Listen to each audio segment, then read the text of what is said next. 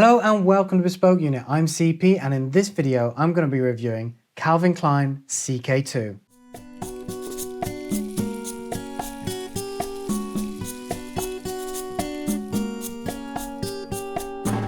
This is something of an In Memorium review because I recently learned that CK2 is being discontinued, which is a bit of a shame really because it did offer something a little bit different, and there are many die-hard fans who are going to be very sad to hear that one of their signature scents is going to be disappearing.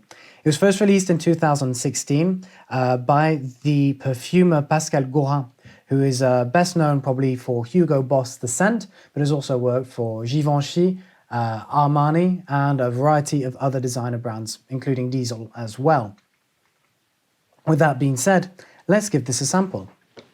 So what's quite interesting is that this doesn't have a this stands on the cap. So I'm going to pop that off. 2 sprays on the backhand and put it back on. It's fun. It's different. Anyway. So what's quite interesting is that CK2 uses an interesting opening note of wasabi, which is very strong, very spicy, really prickles the nostrils. This is softened by some bergamot, and there's a hint of violet, which is slightly herbaceous in there as well, to add a hint of floral essence. Moving into the second, third, and we have an overall mineral note, which some people have likened to pebbles. I don't think it's going to be as specific than that, but there is a distinctive minerality. This is then extended by some jasmine, there's some orris root and some peonies as well. So overall, a very floral bouquet, and this kind of minerality as well that adds an intriguing note to it as well.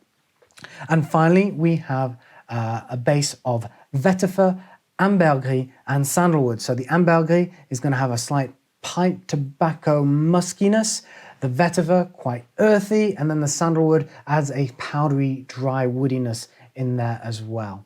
I'm afraid I couldn't find a batch number on the bottle nor on the box for this fragrance. I'm pretty sure it's authentic because Paul, the founder of Bespoke Unit, bought it at an airport. Therefore, if anyone has any idea of where I can find that, please let me know and I'll put it in the comments below. Otherwise, moving on to the wake and strength. Overall, CK2 gives decent enough longevity, projection and sillage. Quite average, to be honest. This is going to be a lighter fragrance, so it doesn't cling on the skin for very long. It descends into a skin scent quite quickly. The scent bubble is quite close and the sillage isn't going to leave a long trail behind you. Therefore, if you're going to wear this, perhaps consider getting a little travel atomizer and topping up regularly.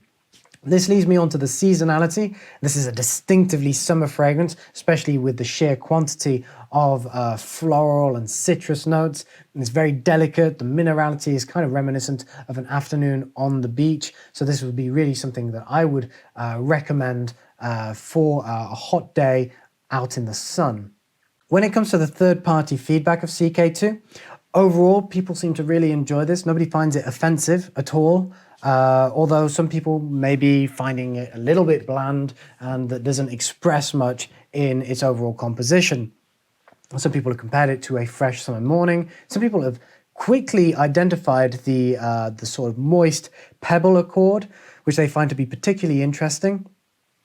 Overall, there is no I'd say there's no generation or age range that finds it the most appealing, and maybe possibly a younger audience would be more suitable for this fragrance, rather than more mature people, who I would, in that case, argue that Acqua di Gio or Dior Cologne would be more suitable fragrances to choose.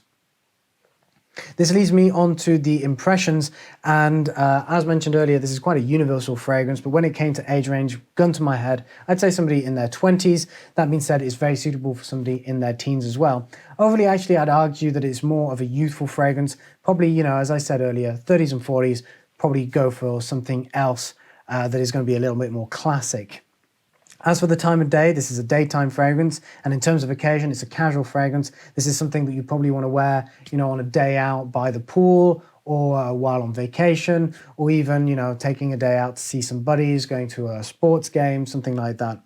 And Otherwise, the masculinity, this is a very mild masculine fragrance. In fact, I'd argue it's a completely unisex fragrance that can be worn by both men and women quite easily. This is an interesting fragrance indeed in that respect. In fact, I think it's potentially even marketed as a unisex fragrance for both men and women. And finally, this leads me onto the overall presentation of the bottle and packaging of CK2. So first of all, as I mentioned earlier, I'm quite fond of the bottle. I think the design is original. This kind of upside down tubular bottle. It almost looks like a gas canister, which I imagine what they were going for, given its kind of oxygen, pebble aromas.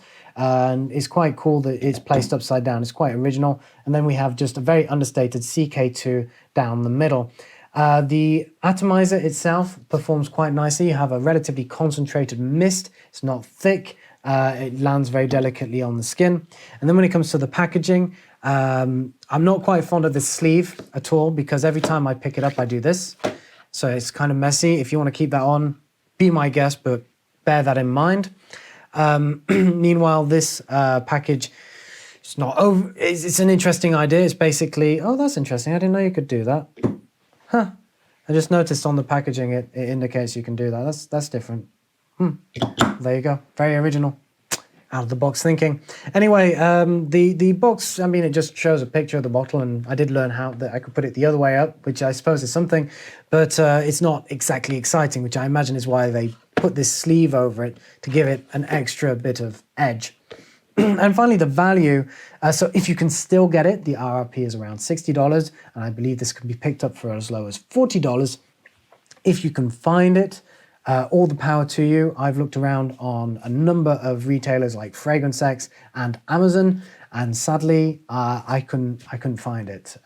So, which is a shame, because it only recently got discontinued, and already it's almost impossible to find.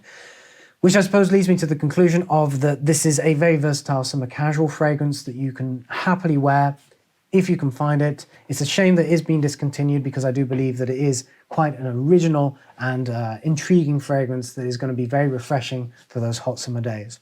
That's all from me today. I hope you've enjoyed this video. If you have, don't forget to like the video, subscribe to our channel, and if you have any questions about CK2 or any other fragrance, don't hesitate to leave a comment below, and we'll get back to you as soon as possible. Until our next video, head to bespokeunit.com and check out all the other men's lifestyle subjects that we cover, and I will see you in the next video.